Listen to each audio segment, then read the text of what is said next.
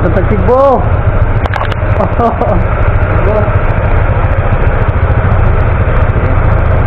Yan na. Nalimaho ng Cebu. Nalimaho ng Cebu. Nalimaho ng Anso.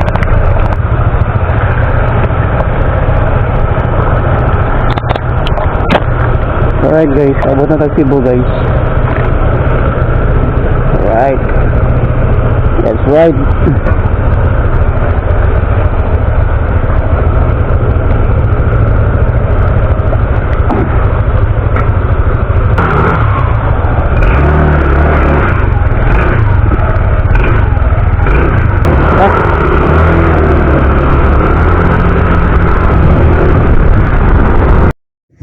So may gabi ninyong tanan mga idol sa kaning oras sa kay alas 10 na ni sa kagabi uno sa badong na miuli.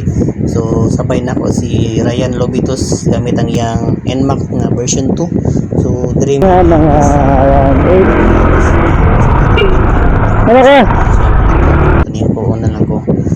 So maron ni mga idol badang natauli ani no kay medyo kapoy naman so kato sila mangdaag pa kuno to sila. So kita kay kapoy man kayo nya lami na kay tugpa nya lami na kay ligid pa. So manang niuna na uli nila kay sila magsilsil pa kuno sila aning orasa. So ikaw maani kay wa may duty kay Domingo kay Sabado manero adlaw.